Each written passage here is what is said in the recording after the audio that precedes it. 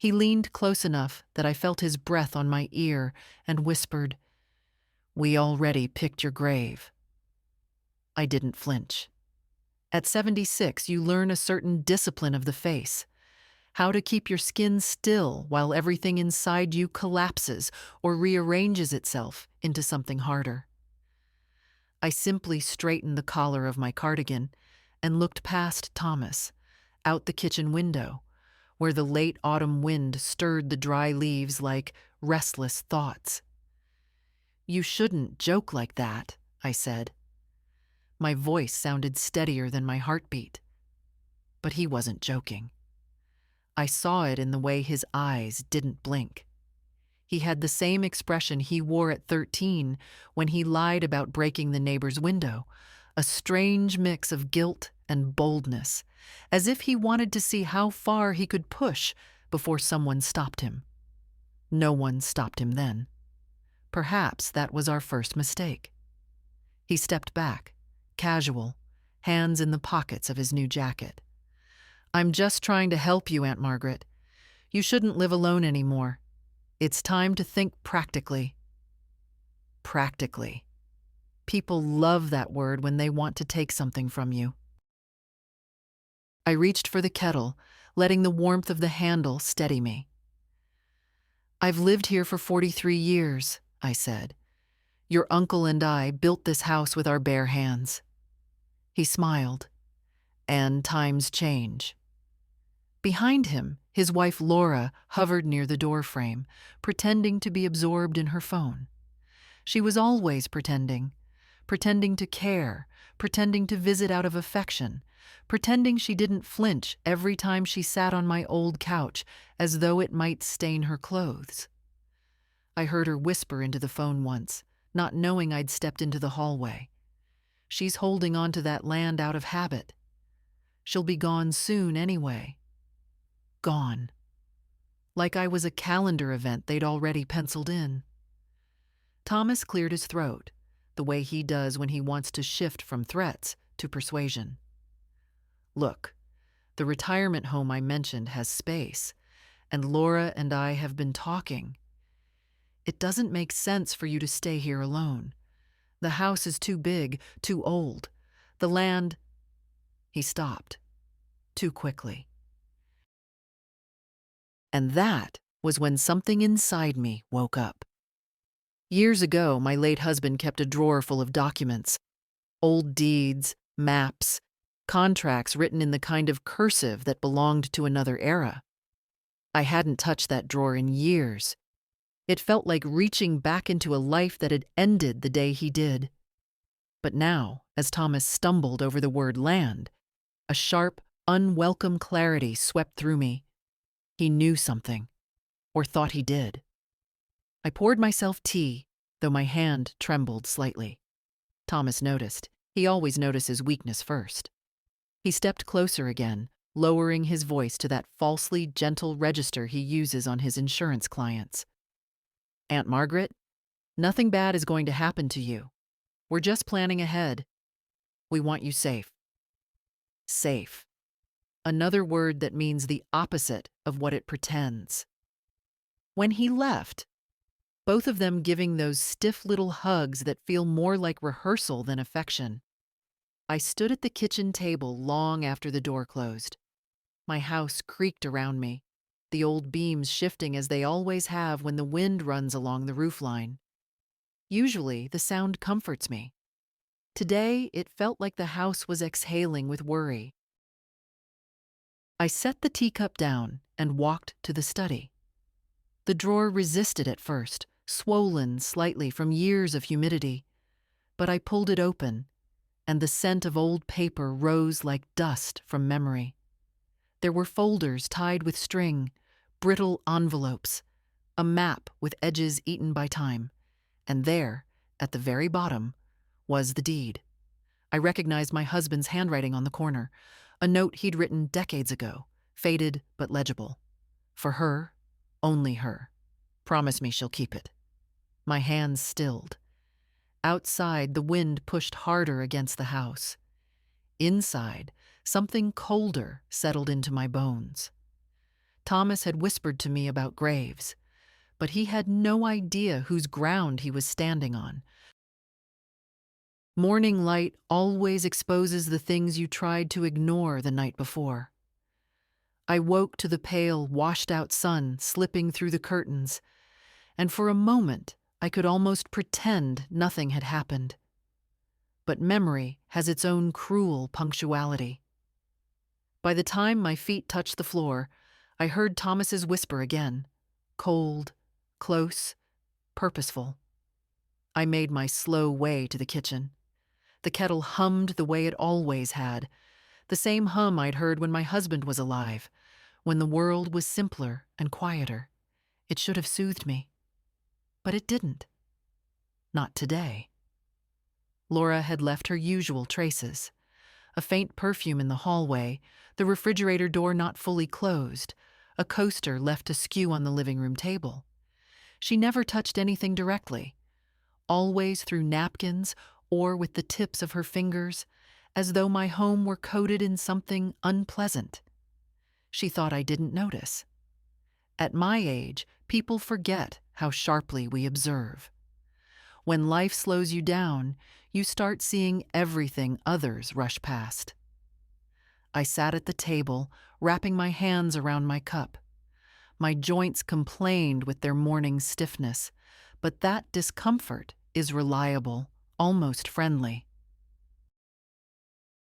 Not like the new discomfort Thomas had brought into my house yesterday. Around 9, there was a knock at the door. Soft, polite. Definitely not Thomas. He never knocks softly. It was my neighbor, Helen, wearing her gardening hat and holding a small jar of her blackberry jam. She always brings me something when she thinks I look faded, as she calls it. "You weren't at church last Sunday," she said, stepping inside without waiting for an invitation. "Everything all right?" "I'm fine," I answered, though the lie sat heavily between us. Her eyes were kind, but they were also sharp enough to catch the unsettled air around me. "I heard someone was asking about your back acreage," she said casually, as if it were gossip about the weather. "A young fellow. Didn't recognize him." I nodded, pretending to be surprised. Inside, I felt that cold settling deeper, so Thomas had already started circling, not even bothering to hide it well.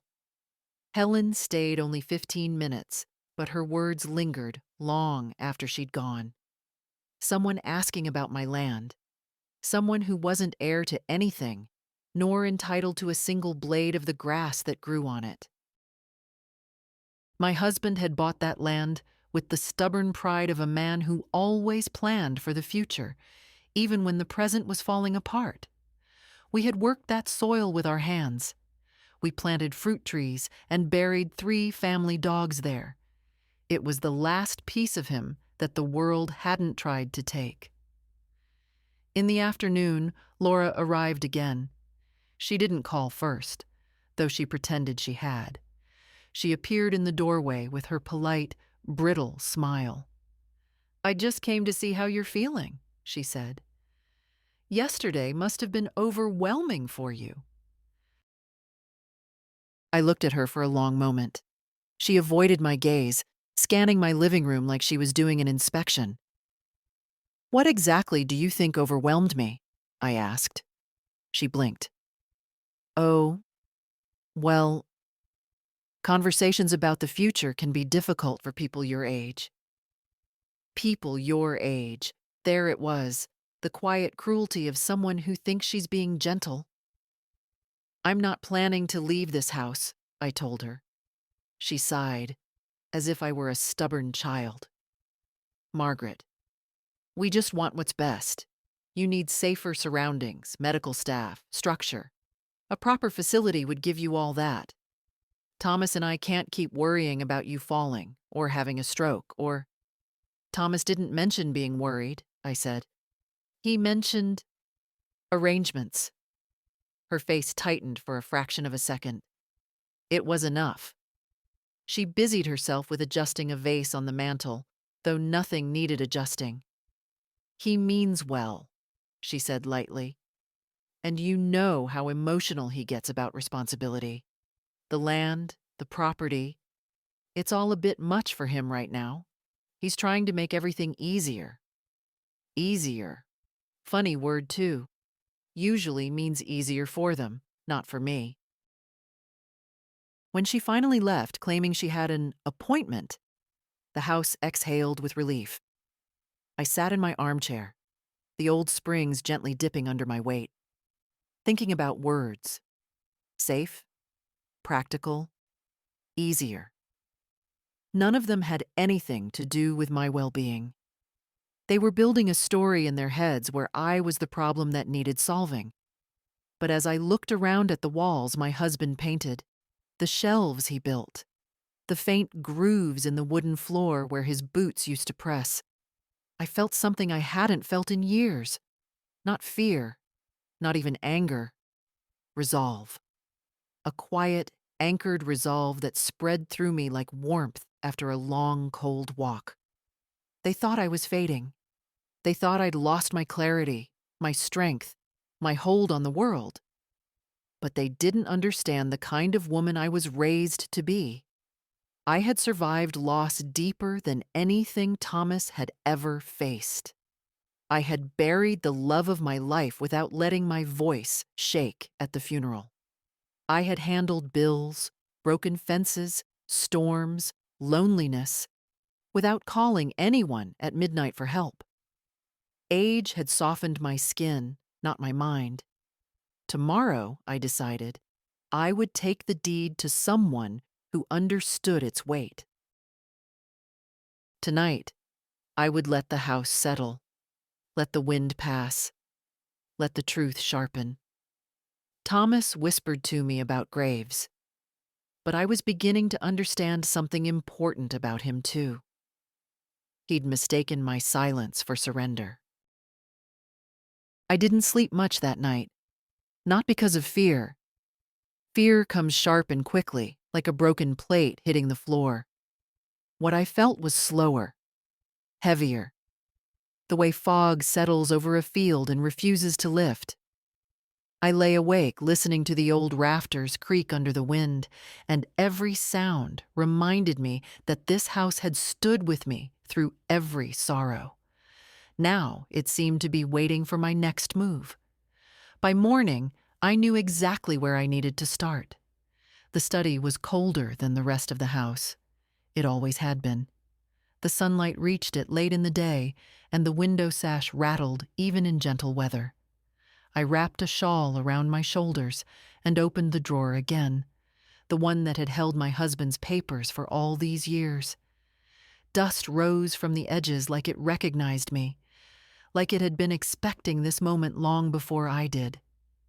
Inside were memories of a life built inch by inch. Letters with yellowed corners, receipts from hardware stores that no longer existed, maps with penciled markings from the days when my husband still believed we'd turn the back acreage into an orchard. He'd had so many plans. Some we fulfilled. Some we ran out of years for. But it was the thick folder, tied with a piece of frayed twine, that drew my attention. The knot slipped apart easily, as though it cooperated out of respect. Inside were the land documents, older than I'd remembered, older even than our marriage. Deeds from the previous owners, mineral rights, property lines drawn when surveying was still done with chains and compass. I ran my fingers over the embossed seal, feeling the grooves, the authority in them. And then, tucked behind the last page, I found the note again. My husband's handwriting. Firm, careful, the way he wrote when he wanted to be absolutely sure I understood him. For her, only her. Promise me she'll keep it. I read those words 3 times, not because I didn't understand them, but because they felt like he was here again, standing behind me with his warm hands on my shoulders. He had known something, even then. Maybe not about Thomas, not about what the boy would grow into, but about people's hunger for land, real land, untouched land, the kind they don't make anymore. I carried the folder to the kitchen table. Sunlight washed over the papers, revealing every crease, every aging stain. I sat down slowly, easing my knees into the chair, and began reading through each document. I traced the borders of the property with my fingertip, following the line that curved around the back hill and cut straight across the old pasture. It was larger than I remembered, much larger. I could almost hear Thomas's voice in my mind, that clipped, impatient tone he used whenever responsibility brushed against him. "It's too much for you. You can't manage this alone." But he didn't understand that I wasn't managing it. I was simply living on it. Living isn't the same as managing. Living doesn't require permission. Around noon, I made myself a sandwich and sat by the window. The blackberry bushes along the fence shivered in the wind. When I looked closer, I noticed tire tracks in the dirt. Not from Helen, not from the mail truck. Another car had been here sometime in the last day. The imprints were clean, fresh, wide tires. Not Laura's sedan. So he'd already brought someone. Maybe a surveyor, maybe a developer, maybe both. The thought settled like a cold coin behind my ribs. I went back to the table, pulled the oldest deed toward me, and read the fine print. It took a while.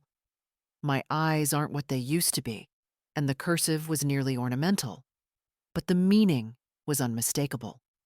The land, in its entirety, had been purchased under my husband's name, and later transferred, quietly, thoroughly, to mine.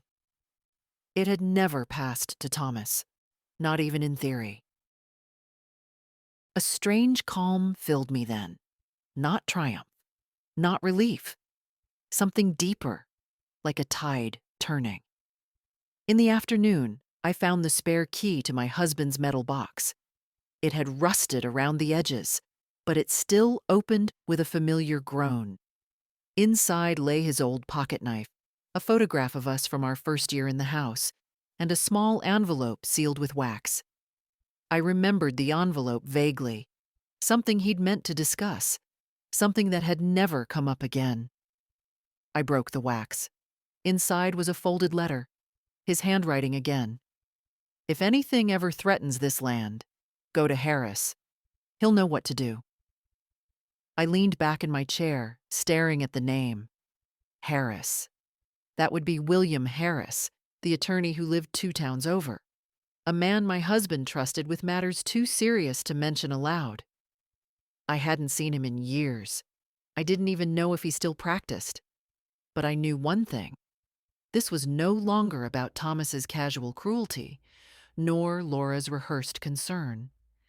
This was about something they were preparing for, something they believed I was too old, too confused to notice. I closed the box gently and stood, steadying myself with a hand on the table. My body protested, but my mind did not. Tomorrow, I would visit Harris. Today, I allowed myself one long breath. They thought the land was slipping from my fingers, but it was only now that I remembered just how firmly I could hold on. By morning, the weather had turned brittle. The kind of cold where the air feels thin, as if it's been stretched too far. I stood at the kitchen sink, rinsing an apple, when I noticed a movement outside. Someone walking along the fence line, too far to recognize. Whoever it was didn't linger. They paused, glanced toward the house, then continued down the property edge before disappearing behind the cedar bushes. We hadn't had strangers wandering back there in decades. I dried my hands slowly. The feeling of being watched doesn't come suddenly. It arrives like a smell, faint at first, then unmistakable. Yesterday's tire tracks. Today's silhouette. It was becoming clear. Thomas wasn't just curious about the land. He was moving with purpose. After breakfast, I took the long path behind the house, the one my husband and I used to walk every evening. The blackberry vines tugged weakly at my skirt, and the grass, yellow from the season, bent under my steps. When I reached the top of the small rise, I saw it immediately. Fresh boot prints near the boundary stakes. Someone had been measuring. So much for pretending they only cared about my safety. On my way back, I ran into Helen. She was clipping the dead heads off her marigolds, bundled in a puffy jacket despite the mild chill. "You look troubled," she said, squinting at me. "I saw someone near the back acreage again," I answered. She made a face. "Developers have been sniffing around this area for months. You know how the town council is. They'd pave over the cemetery if it brought in tax revenue." I felt a twist in my stomach, a quiet anger, but I kept my voice level. "Did Thomas mention anything to you? Your nephew?" She shook her head. "Only that he's been handling some property matters." She made air quotes without hiding her disapproval. "He should be talking to you, not parading around behind your back." I didn't argue. Helen has always had a practical way of cutting to the truth. In the afternoon, Thomas came by again. He didn't bother to hide his impatience this time. He rang the bell twice, hard, like a debt collector. "Aunt Margaret, we need to have a serious conversation." He stepped inside without waiting for permission. His jacket wasn't even zipped. He must have rushed here. Laura followed, her face composed, but her eyes darting around like she expected to catch me doing something inappropriate, like signing papers I shouldn't sign. Thomas paced the living room, then stopped abruptly. "Look, the property is becoming a liability. There are maintenance issues, erosion points, and you don't have the means to deal with all that. The land has stood just fine for nearly a century," I said. "Things change," he snapped.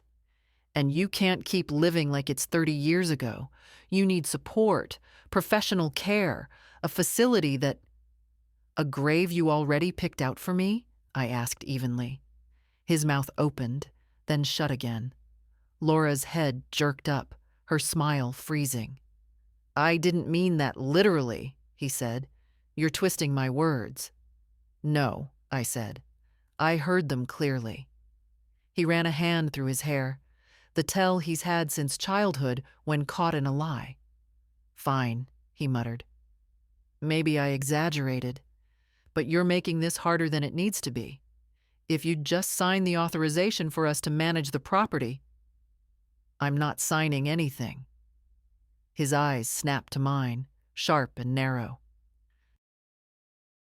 For the first time, he looked at me not as an aging relative, not as an obligation, but as an obstacle.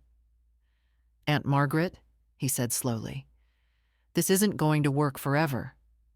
You can't stop what's coming." "I can stop you," I replied. Laura gasped softly, though I wasn't sure if it was fear or offense. Thomas stared at me, calculating something behind that stiff jaw.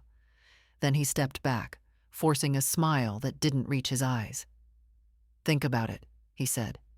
"I'll come back tomorrow." When they finally left, the house went quiet again, settling into its familiar breath. I sat down at the kitchen table, resting my palms on the cool surface. The documents were still spread out where I'd left them, patient and waiting.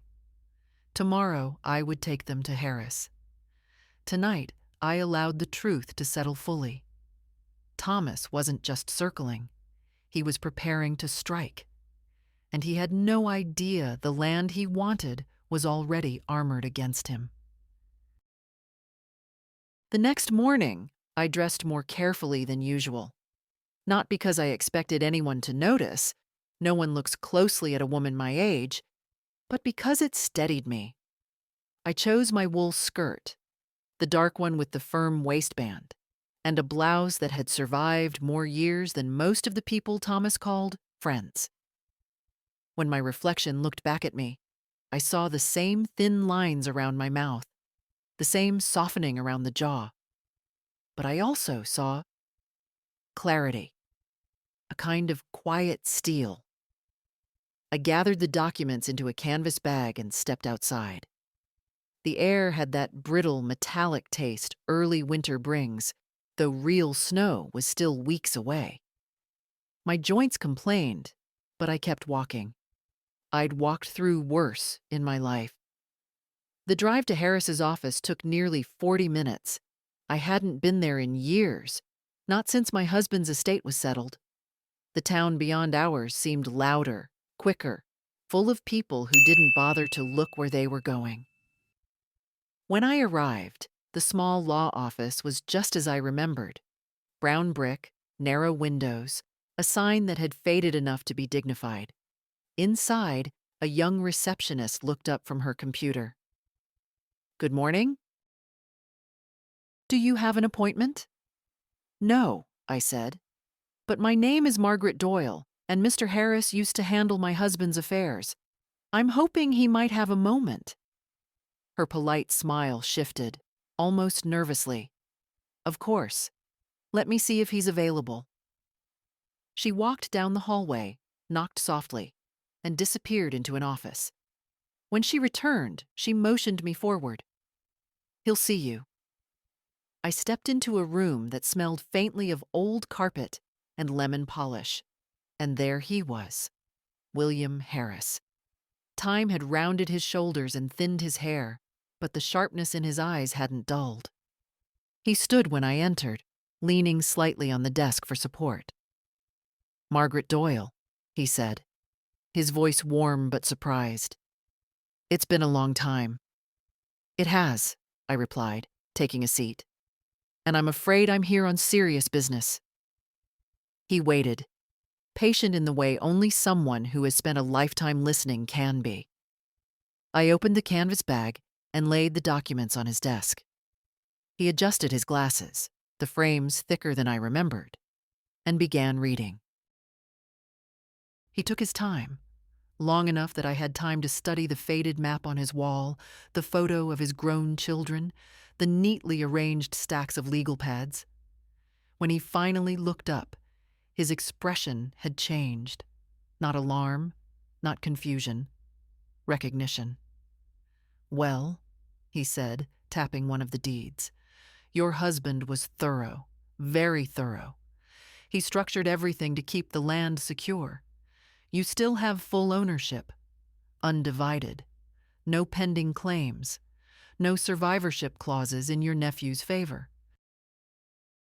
I nodded, though hearing it aloud steadied me more than I expected.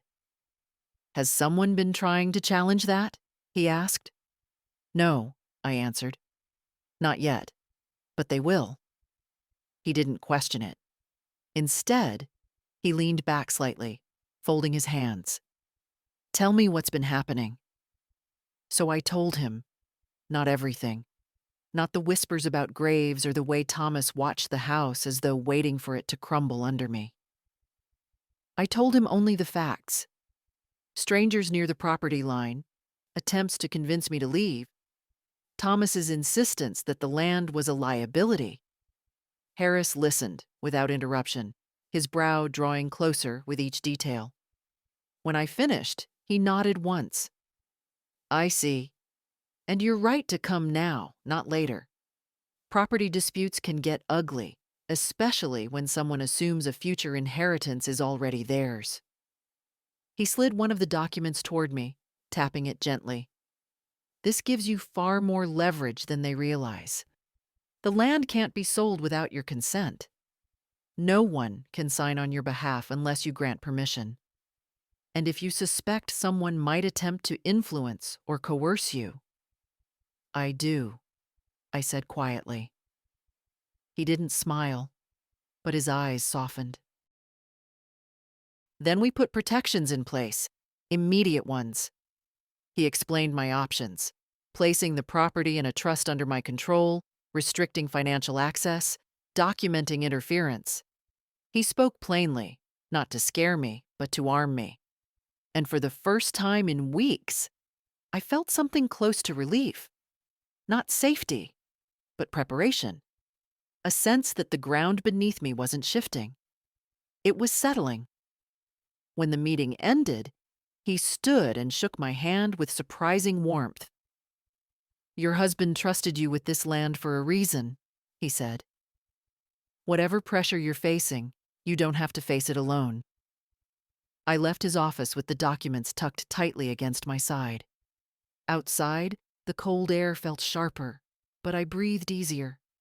Thomas believed he held all the pieces, but the board, as it turned out, was mine. He just hadn't realized it yet. The wind had picked up by the time I pulled into my driveway, carrying flecks of dry leaves across the gravel like restless insects. I sat in the car for a moment, letting my hands rest on the steering wheel, feeling the quiet weight of what Harris had told me settle into place. Protection was possible, formal, legal, real. And Thomas had no idea how close he was to losing every angle he thought he controlled. But knowledge alone doesn't fix anything. Action does. Inside the house, the late afternoon light cast long shadows across the floorboards. I laid the documents out on the kitchen table again. This time, they no longer felt like artifacts from another life. They felt like tools. My tools. I read through the trust options Harris had outlined, tracing each line with my finger. Everything was clear. I could put the land into a private trust under my management, prevent any outside claims, and appoint a successor of my choosing. Thomas need not be mentioned anywhere at all. I could almost hear my husband's voice, quiet, steady, sensible. "Do what protects your dignity, Margaret. That's what matters." Around 5 in the evening, I heard a car door slam. Firm, quick. Heavy footsteps followed. Thomas didn't even bother knocking politely. He rapped on the door twice, sharp and impatient. I opened it slowly. "Aunt Margaret, we need to talk," he said, brushing past me into the hallway as though he owned the place. Laura wasn't with him today. That told me more than his expression did. This was a conversation he didn't want softened by someone else's presence, or witnessed. He looked around the kitchen and saw the papers spread across the table. His eyes narrowed. "What's all this?" "My business," I said. "Your business?" He laughed lightly, but the sound was tense. "Aunt Margaret, you shouldn't be handling legal documents alone. You don't know what you're signing." "I haven't signed anything yet." He stepped closer, lowering his voice. "Good, because you're making things difficult for no reason. All we're trying to do is take the burden off you. The property needs to be handled properly. There are developers waiting for an answer." So he admitted it, just like that. No hesitation. I looked at him steadily. "It's not your land to discuss." He blinked, caught off guard. "Well, technically, no," I said. "Not technically, not legally." "Not at all." A muscle in his jaw twitched. "You don't understand what you're up against. The town is changing. There's opportunity here. And we're talking about a future inheritance that should stay in the family." "Future inheritance," I repeated, tasting the phrase. "You speak as though I'm already gone." He didn't deny it. Instead, he leaned closer, lowering his voice again, the same way he had the day he whispered about the grave. "Aunt Margaret, you're not thinking clearly. This place, it's too much for you. You could fall. You could have a medical emergency. You could—" "I could live," I interrupted. "Something none of you seem prepared for." His face hardened, the politeness slipping. "You're being unreasonable. I'm trying to ensure things go smoothly for everyone." For you, I said, so you can sell what doesn't belong to you. That land will be mine, he snapped before he could stop himself. I let the words hang in the air, quiet, heavy, unmistakable. Then I reached for the top document on the table, a copy of the trust Harris had prepared for me to review. I slid it toward him. Read the title, I said. He looked down. His eyes flicked over the words. Private Irrevocable Trust, Grantor, Margaret Doyle. His cheeks flushed. What is this? This, I said softly, is the end of your plans. He stared at me, breathing harder now, as though he'd run up a long hill. You can't just shut me out of decisions that affect everyone. It doesn't affect everyone, I answered. It affects me. Only me. He opened his mouth, then closed it. The anger was there, full and raw and unmasked. Aunt Margaret, you're making a mistake you can't undo. I know exactly what I'm doing. For a moment, something like fear flickered in his expression. Not fear for me, but fear of losing control. Fear of losing the prize he had prematurely claimed as his. He straightened his jacket. I'll be back tomorrow, he muttered. We aren't finished. Yes, I said. We are. He hesitated in the doorway, as if waiting for me to soften, to apologize, to give him another opening. But I simply looked at him, steady as the land itself. He finally left. When the sound of his car faded, the house grew still again. I gathered the documents, stacked them neatly, and placed them in the drawer by the window. Tomorrow, Harris and I would finalize everything. And Thomas. Thomas would discover that the land he thought he could seize had already chosen its guardian. Thomas didn't come the next morning, which surprised me less than it should have. When a man like him feels his grip slipping, he doesn't rush in. He regroups. He gathers his allies, rehearses new arguments, convinces himself he's still in control. I'd seen this pattern in him since he was a boy. He always mistook silence for agreement, stillness for weakness. I spent the morning watering my houseplants, the ones my husband used to tease me about. You're building yourself a jungle, Margaret, he'd laugh, stepping carefully between pots. Now the house felt calmer with them. Green things don't judge, don't scheme, don't measure your worth in acreage. Around noon, I made tea and sat by the window. The frost had finally settled into the ground, leaving the grass stiff and pale, like it was holding its breath. I watched the road, expecting Thomas's car, but instead saw Laura's silver sedan turning into the driveway. She stepped out carefully, smoothing her coat as though preparing for a performance. When she knocked, the sound was soft, almost apologetic. I opened the door. Aunt Margaret, she said gently, could we talk? Her tone was sweet in the way that makes your teeth hurt. I let her in. She walked straight to the living room and perched at the edge of the couch, hands clasped, eyes wide with manufactured sincerity. I'm worried about Thomas, she began. Not about me, of course not. He's under so much stress, she continued. This property situation has completely overwhelmed him. He feels responsible for you, and he doesn't know how to help without upsetting you. I sat opposite her, folding my hands in my lap. I didn't ask him to feel responsible. Well, she said lightly, sometimes people take on burdens out of love. Love. Such a convenient word. She leaned closer. He told me you're considering legal steps. I'm sure you're just exploring options, but it would devastate him if you made decisions that exclude him. I met her eyes. Decisions about my own land? Her smile faltered for a fraction of a second. We're one family, Margaret. We should be making choices together. Yet somehow the choices were being made without me. Laura inhaled slowly, smoothing an imaginary wrinkle on her skirt. Thomas only wanted what's best.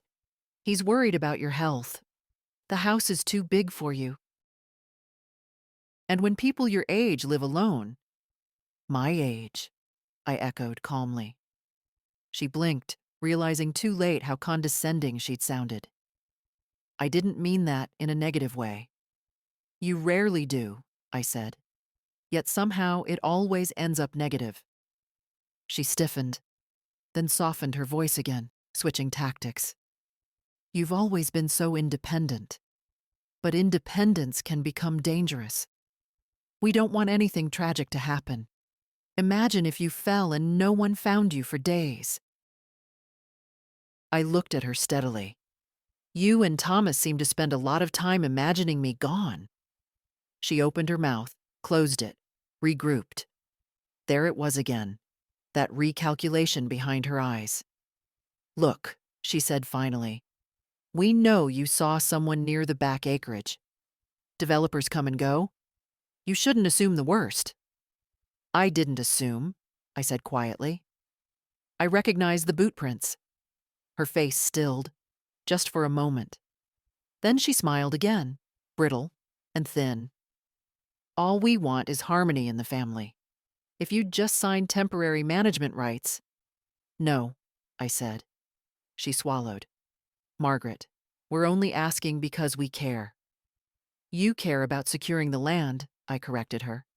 That's very different. Her hands twisted in her lap. Thomas is afraid you're preparing something behind his back. I am, I said simply. She looked stunned. People like Laura expect resistance but not honesty. I stood slowly, my knees aching as I straightened. Laura, I know what you and Thomas have discussed. I know what you think I should do with my life, my home, my property. But you forget something important. I've lived alone for more years than you and Thomas have been married. I managed this land when your husband was still too young to tie his shoes without help. She rose too, cheeks flushed. We're only trying to prevent future problems.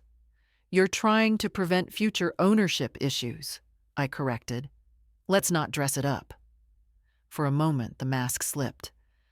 I saw impatience in her eyes, then worry, then something sharper, the realization that their plan was no longer moving forward the way they'd imagined. I'll tell Thomas you're still considering things, she said at last. I'm not considering anything, I replied. I'm deciding. She pressed her lips together and left without another word.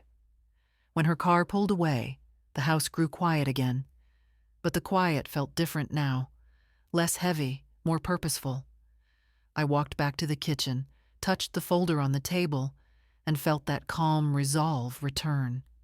They were tightening their net, but they didn't realize I'd already stepped out of it. The next day, I woke with a strange steadiness, as if my body had already decided what my mind was still sorting through. The sky was overcast, the kind of dull gray that makes everything look flattened and distant. It suited my mood. I moved through the morning slowly.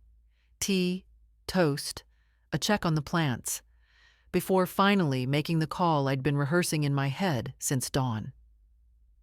The land assessor arrived just after noon. He was a tall, thin man in his 50s, with a calm, methodical way of speaking. He reminded me of the surveyors my husband used to hire, men who measured land as though it were a living thing, not a commodity. When I led him to the back acreage, he didn't rush.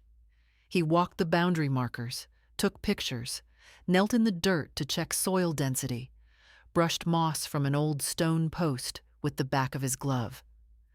I stood nearby, leaning lightly on my cane, watching him navigate the terrain I'd known for decades. The wind was sharp, carrying the faint scent of pine needles and distant smoke. He paused several times, jotting notes in a small notebook. After nearly an hour, he straightened and looked at me with the sober politeness of someone about to deliver significant news. "Mrs. Doyle," he said, "this is valuable land, more than most people realize." I nodded, though the words still cut through me with an unexpected weight. How valuable. He took a breath. The location is exceptional. The elevation, the accessibility, the size. Developers would be lining up for it. Conservatively, it's worth far more than the figures I usually see in this county. If you ever decided to sell— "I'm not selling," I interrupted. He smiled faintly. "Then you're sitting on a small fortune. And I imagine there are people who know that." There was no accusation in his tone, just an acknowledgement of what he'd seen often enough in his line of work. Families who turned on each other the moment soil turned into money. He handed me a printed summary. Neat columns, clean numbers, a valuation that made my breath catch for a moment. I thanked him, and he left with the same quiet professionalism with which he'd arrived. Inside the house, I set the papers on the table and stared at them. I thought about Thomas's urgency, his calculated gentleness, the grave he'd already picked, as though preparing the ground, my ground, for the future he imagined. I thought about Laura's trembling smile, about the stranger near the fence, about Harris's calm voice explaining my rights. Piece by piece, the picture sharpened. It wasn't just greed, it was expectation. A belief that I was approaching the end and that everything I owned should start leaning in their direction. I took a slow breath. My chest tightened, not with fear, but with a quiet, growing resolve. They had decided the land was theirs long before asking whether I intended to leave it. I gathered the assessor's report and placed it with the trust documents. A neat stack. Solid. Unmistakable. In the silence of the house, with the cold wind moving past the windows, one truth settled fully. The land they wanted wasn't slipping away from them. It had never been theirs to claim in the first place. That night, I didn't bother turning on the television. Noise felt unnecessary. The house had its own rhythm, creaking lightly as it cooled, humming faintly with the old refrigerator's steady pulse. I sat at the kitchen table with the assessor's report in front of me, reading each line again until the numbers no longer surprised me. "A small fortune," he'd said. I suppose it was, though the land had never been money to me. It had been mornings with my husband, repairing fences, afternoons planting shrubs, evenings listening to the wind shake the orchard we never fully managed to establish. But to Thomas, the land was something else entirely. An opportunity, a doorway, a shortcut. And he believed I was the one in his way. The documents Harris had prepared lay beside the report. Trust papers, restriction forms, authorization revocations. Each one a quiet shield. I smoothed the edges with my fingers. There was no hesitation left in me. Not after what I'd seen, not after the way Thomas had looked at me when he realized the land wasn't already his. I made the first call just after 8 in the morning. The bank manager recognized my name immediately. "Yes, Mrs. Doyle. We can absolutely suspend all linked payments and freeze external access." Her tone shifted gently. "Would you like those changes to apply today?" "Yes," I said. "Today." She confirmed it twice, as required. When I hung up, I felt an unexpected lightness in my chest. Not joy. No, joy is too bright a word. It was something quieter. A loosening of a knot I hadn't realized I'd carried for years. I had paid Thomas's bills more times than I could count. Helped him through temporary financial troubles. Covered debts he never explained. Half of those things he barely thanked me for. I'd done it because he was family, because I thought kindness was always the right answer. But kindness without boundaries is just slow decay, and I was done with decay. My next call was to Harris. He picked up on the second ring. "Mrs. Doyle?" he said. "I was expecting your call." We set up an appointment for the following morning to finalize the trust. His voice was calm, steady, the way a doctor sounds when he knows the treatment will work, even if the patient is nervous. I wasn't nervous, though. Not anymore. After that, I drafted a single statement, revoking every permission Thomas had ever been granted: power of attorney, property management, financial access. All of it. I printed the forms and signed them at my dining table, my hand steady, the pen warm from the heat of my fingers. By noon, everything was in motion. The house felt different afterward, somehow taller. The silence no longer carried fear. It carried certainty. I made myself tea and sat by the window, watching a squirrel dart along the fence. Life continued in small, practical ways, utterly unconcerned with human schemes. I was still sitting there when my phone vibrated. A message from Thomas.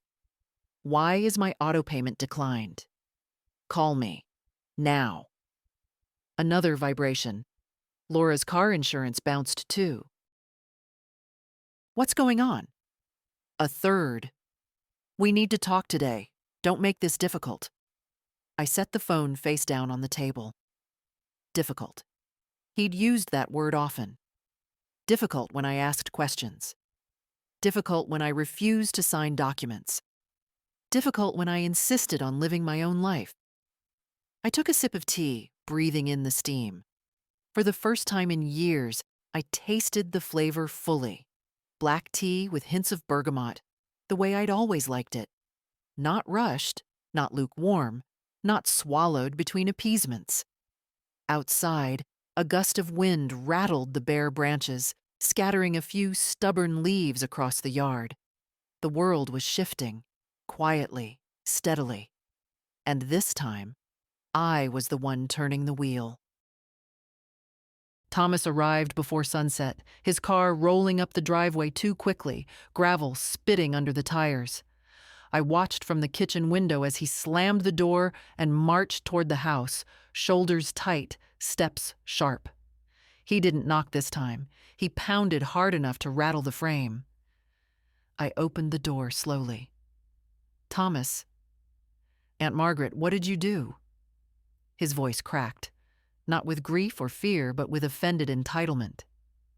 "The bank said you froze all linked accounts." "Why? Why would you do something like that without talking to me first?" "I did talk to you," I said quietly. "You just didn't listen." He brushed past me, storming into the living room, where the lamplight cast a soft glow over the old wallpaper. It made him look out of place, like a guest who'd overstayed his welcome by several years. "You're making reckless decisions," he snapped. "You could jeopardize everything. The finances, the property negotiations." "There were negotiations?" I asked. He stopped, just for a heartbeat. "I was exploring options." "Options for you," I said. "Not for me." He pressed his palms to the back of a chair, gripping it hard. "I'm trying to secure our future." "You won't be here forever. Someone has to handle these things." There it was. The quiet cruelty again, this time blunt. Not even dressed up for politeness. I walked to the kitchen table and sat, letting my body settle into the chair with slow, deliberate calm. "Sit down, Thomas." He didn't, but he stopped pacing, and that was enough. "I've spoken with a lawyer," I said. His eyebrows shot up. "Why would you do that?" "You made it necessary." "I am your family," he said, louder now, voice trembling with frustration. "You're supposed to trust me. I trusted you for years, with money, with errands, with access, and every time you took a little more.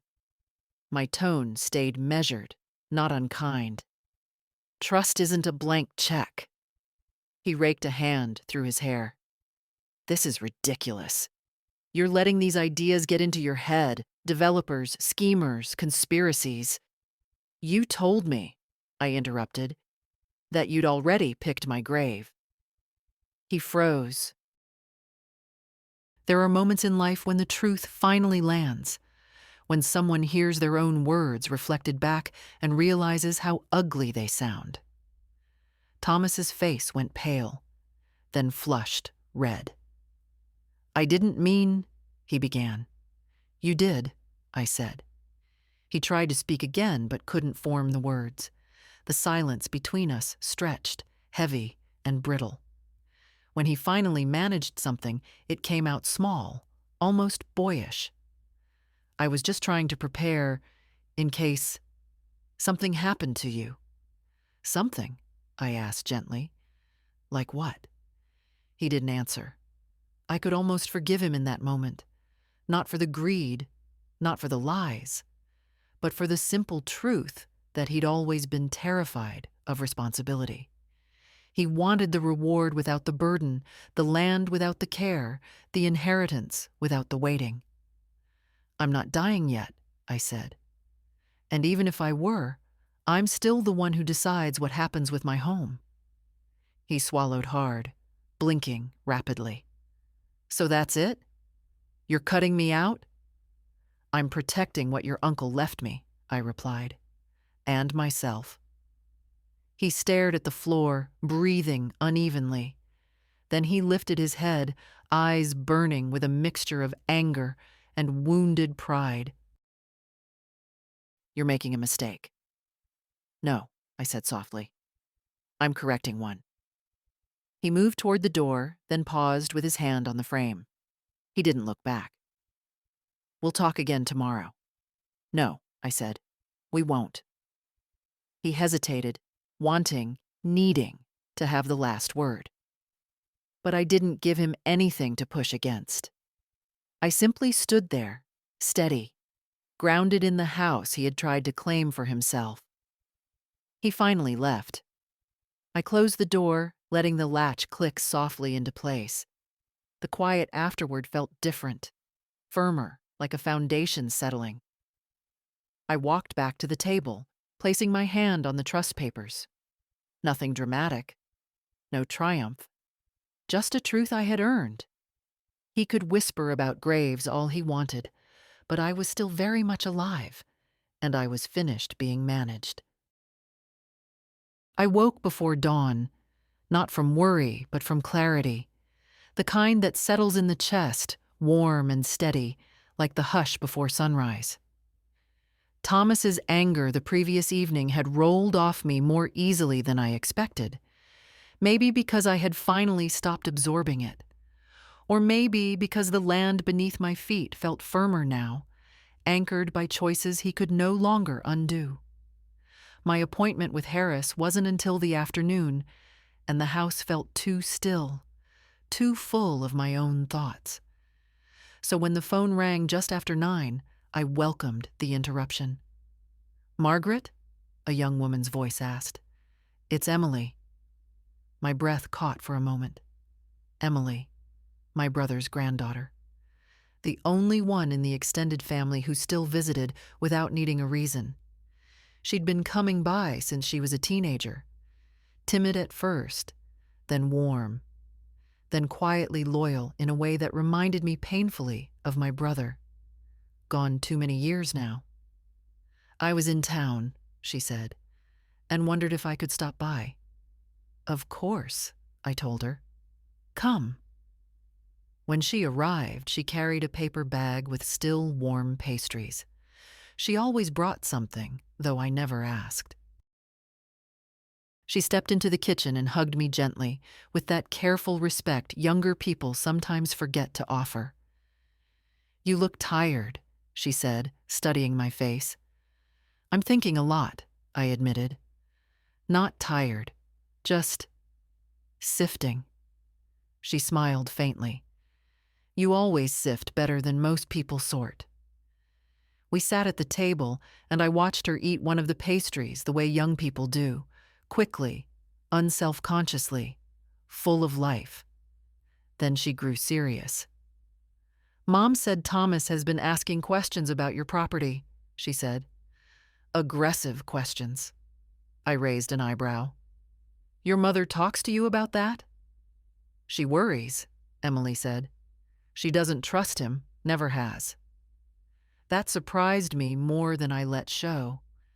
People in families often tolerate what they should name. To hear she saw Thomas clearly was grounding. I poured us tea. She waited until I sat down again. "Is everything all right?" she asked. I looked at her for a while.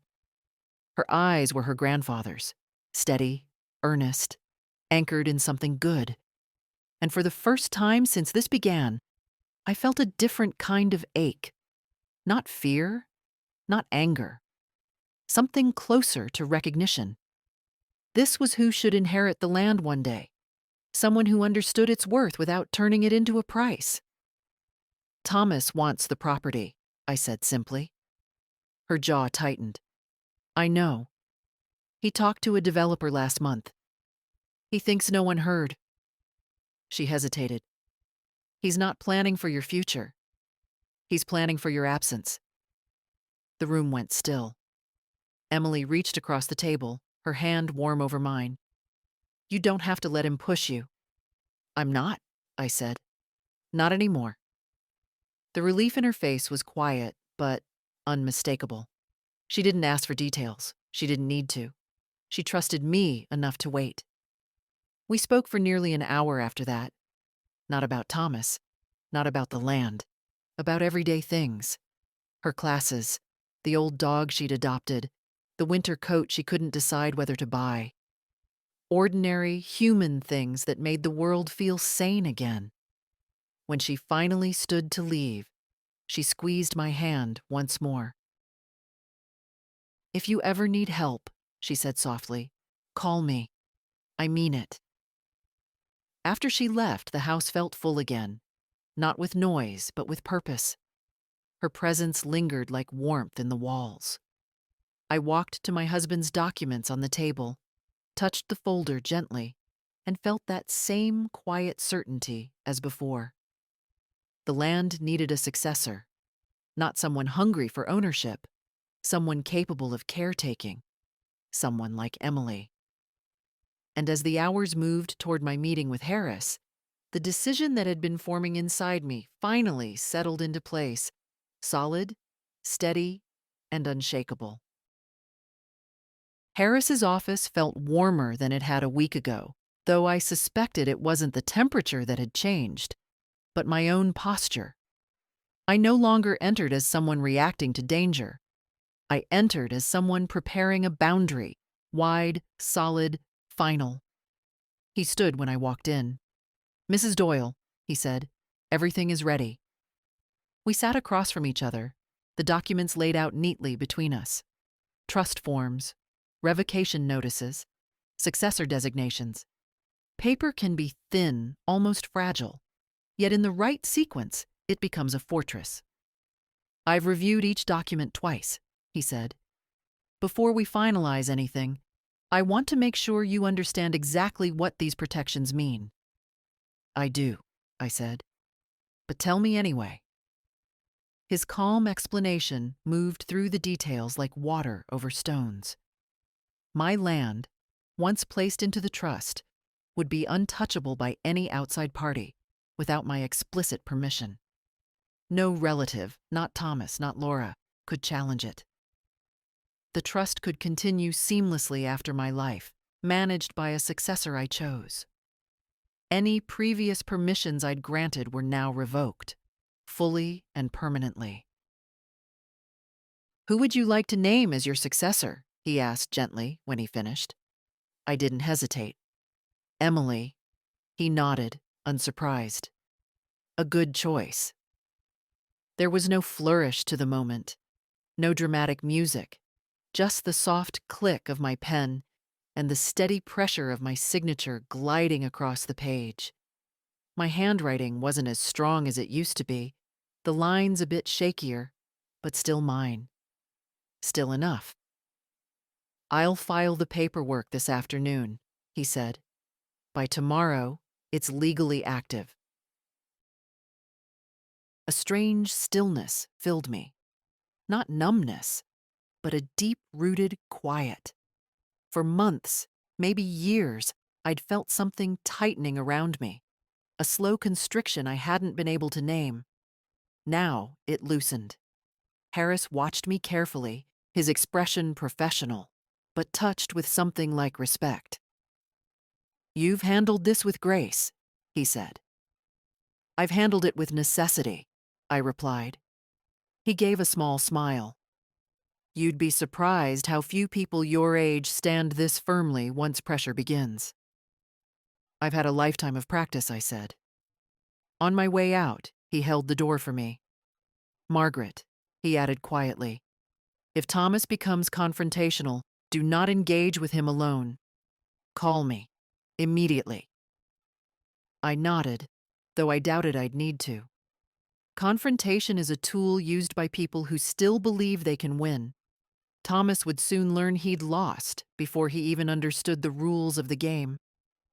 When I stepped outside, the late afternoon sun lay low across the parking lot, casting long, gold-tinted shadows. I sat in my car for a moment, letting the warmth touch my face. It felt like the first real breath I'd taken in days. Back home, I placed the copies of the signed documents into the drawer beside the window, the same drawer that had held my husband's deeds for decades. It felt right, as if one chapter of stewardship had quietly handed itself to the next. Then I unplugged the house phone for the evening. Thomas had already called 3 times during my meeting with Harris, and I didn't care to hear his voice tonight. Not his panic, not his indignation. There was nothing left to negotiate. As the house settled into its evening creaks, I made myself a cup of tea and stood by the kitchen window. Outside, the fields stretched wide and calm under the dimming sky. My land, my husband's land, the one piece of life they couldn't rewrite. Tomorrow, Thomas might come barreling in with anger sharpened by fear. But tonight, I rested in something stronger than anger. I rested in ownership, quiet, rightful, unshakable. I didn't need anyone to tell me Thomas would make his move quickly. Desperation has a rhythm. You can almost hear it if you've lived long enough. By mid-morning, I noticed the quiet shift outside. A car slowing near the driveway, then another pulling up behind it. Not neighbors, not delivery drivers. These were vehicles with shine on them. New, polished, impatient. Investors. I watched from the window, standing slightly behind the curtain. 3 men stepped out first, coats too thin for the cold, shoes that had never touched real dirt before. They spoke with the quick, confident gestures of people accustomed to being agreed with. Then Thomas emerged from his own car, smoothing his jacket, face arranged into that rehearsed professional smile he'd practiced in mirrors since he was young. He didn't knock on my door. He didn't even glance toward the house. He led them straight down the side path toward the back acreage. The message was clear. In his mind, the land was already his. I put on my coat, buttoning it slowly, letting the minutes arrange themselves around me. My joints protested, but I moved with a calm I'd earned. There was no rush, no reason to hurry. Truth does not require speed to make itself understood. Outside, the ground was firm under my shoes, frost still clinging to the edges of the grass. I walked the familiar path behind the house, letting the cold air fill my lungs. By the time I reached the rise overlooking the acreage, Thomas and his visitors were already gathered near the old boundary stakes. He was pointing at the land with sweeping gestures, his voice loud enough to hear in pieces. excellent elevation, minimal grading required, development potential. One of the investors interrupted him, gesturing toward the farmhouse. And the current owner? Thomas hesitated only half a beat. She'll be moving soon. We're handling the transition. I stepped forward then, letting the sound of my footsteps on the frosted grass announce me. Slowly, steadily, without drama. Thomas turned. His face emptied of color. "Aunt Margaret," he said too quickly, "you shouldn't be out here. It's cold, and—" "I live here," I said. "I walk this land when I choose." The investors straightened politely, unsure of what conversation they had stepped into. One of them removed his gloves and nodded. "Mrs. Doyle, a pleasure. We were just reviewing the property with your nephew." "My nephew," I repeated softly, "has no authority to review anything." Thomas stepped toward me, voice tense. "We talked about this." "No," I said. "You talked. I listened. Those are not the same." I reached into my coat pocket and removed the envelope Harris had given me. I didn't hand it to Thomas. I handed it to the investor standing closest. "These are the formal documents," I said, "showing ownership and trust status of this land, legally filed as of this morning." He opened the envelope, eyes scanning quickly. His brows lifted in immediate understanding. "Irrevocable trust," he murmured. "Sole control retained by Mrs. Doyle." The other investors exchanged quiet looks, professional, detached, already stepping away from the mess forming at their feet. Thomas's voice rose slightly, strained. "You can't just—" "I can," I said. "And I have." He stared at me, throat working as though he were swallowing something jagged. "You blindsided me," he whispered. "No," I answered gently. "I protected myself." One of the investors cleared his throat. "Mr. Doyle, without control of the land, we can't pursue any further discussion." Another nodded. "We wish you both the best." They left without shaking Thomas's hand. He stood there long after their cars vanished down the road, breathing in sharp, uneven bursts. I didn't move closer. There was nothing left to say today. He had brought guests onto ground he never owned, and the ground had simply answered for me. I turned to walk back toward the house, the cold air brushing against my cheeks. Behind me, I heard Thomas call my name. Not angrily, not with authority. Just as someone calling into a space he suddenly realized did not belong to him. But I kept walking, and the land felt steady beneath every step. Thomas came to the house the next morning without calling first. I'd expected it. There is a certain heaviness that arrives with a person who has run out of angles, and I could feel it before he even stepped onto the porch. When I opened the door, he stood there, with his shoulders hunched in an unfamiliar way, not in anger this time, but in something closer to disbelief. "We need to talk," he said. His voice had lost its sharpness. It was thin, stretched, like fabric pulled too tight. I stepped aside to let him in. He didn't storm through the house or pace like before. He moved slowly, as if unsure where to stand. He stopped in the kitchen, near the table where the trust documents had once been spread out. "You embarrassed me yesterday," he said finally. I took my seat. "No, Thomas, you embarrassed yourself. I just clarified things." He winced, not dramatically, but honestly.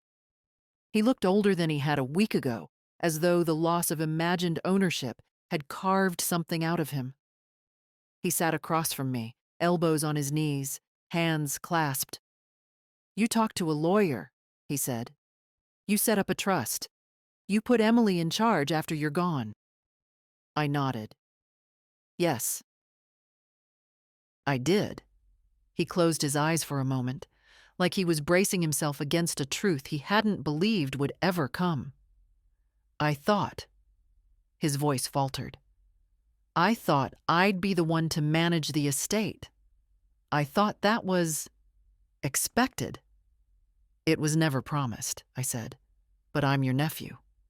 And I am still alive, I replied softly, and still capable of choosing whom I trust. He stared at his hands. The silence stretched, not hostile now, but raw. After a long moment, he spoke again. I wasn't trying to hurt you, he said. I just saw an opportunity. And I thought you wouldn't mind. I thought you'd be relieved if someone else handled things. Handled, I repeated. You planned to sell the land before I even knew you'd spoken to anyone. His jaw tightened, but he didn't deny it. It was a good offer. For whom? He didn't answer. He didn't need to. The truth hung between us, heavy, but finally acknowledged. I reached for the folder beside me, not the trust papers, but the formal revocations Harris had prepared. I placed them gently on the table. These are already filed with the county, I said. You no longer have access to my accounts. You no longer have management privileges. You no longer have any authority to speak on my behalf. He looked at the papers as though they were a verdict. Maybe they were.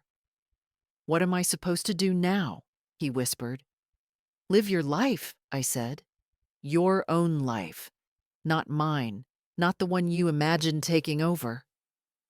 For a moment, I saw something real in him. Regret, perhaps, or simply the shock of facing a boundary for the first time. He sat back in the chair, shoulders sagging. I never thought you'd stand up to me like this, he said. I know, I replied. That was the problem.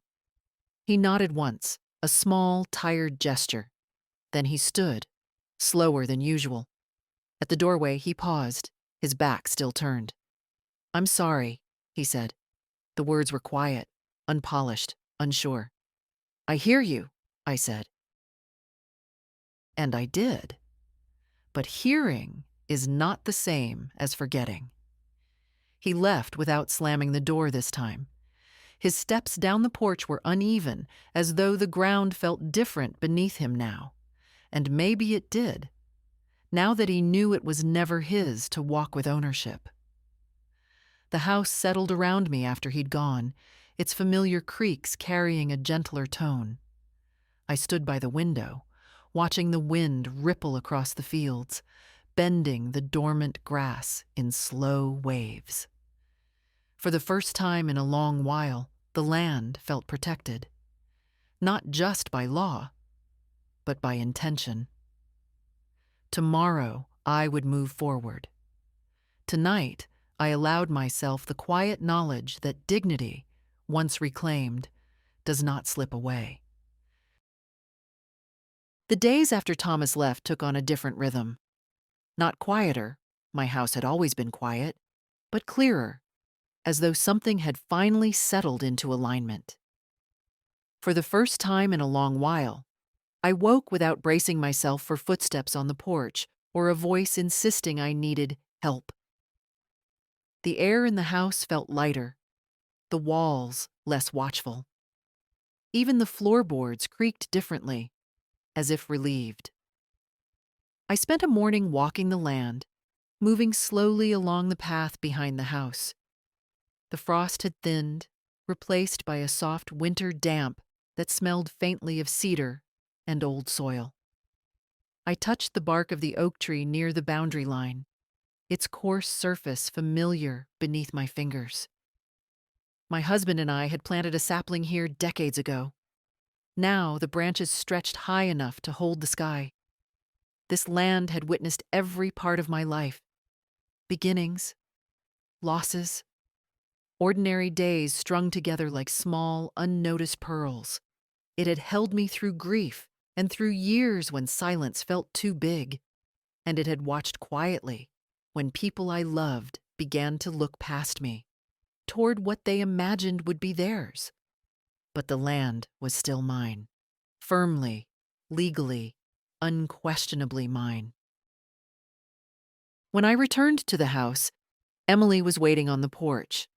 She smiled when she saw me, that warm, gentle smile that never tried to shape me into anything smaller than I was. "I heard from Mom," she said. "She said Thomas is reassessing things."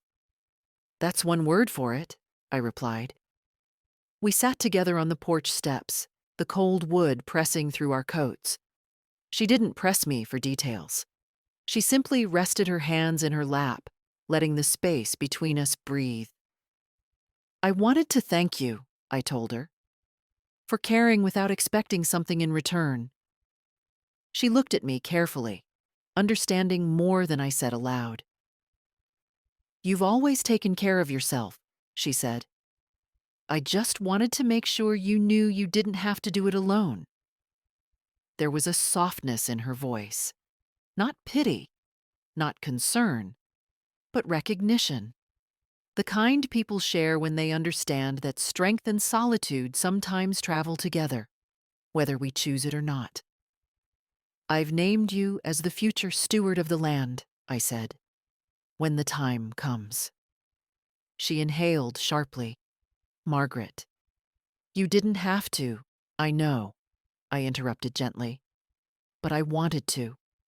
You see the land the way it should be seen. As something to tend, not to take." She blinked back the emotion in her eyes and nodded once. A quiet, solemn promise.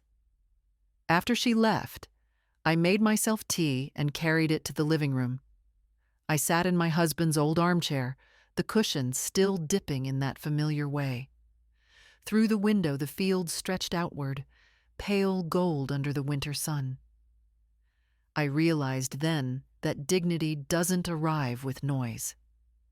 It returns in stillness, when you choose yourself without explanation, when you reclaim what was always yours, when you understand that age is not an erasure, but a vantage point. Thomas would survive his disappointment. He would learn, perhaps for the first time, that entitlement is not inheritance, and maybe in time he would see the truth of it without bitterness. As for me, I felt no triumph, no lingering anger, only steadiness, only breath, only the simple, grounded knowledge that I had protected the life I'd built. And if someone like me, quiet, aging, underestimated, could do that, then perhaps someone reading these words can too. If this story touched something in you, share it, so another woman who's been pushed aside might find her way back to her own voice.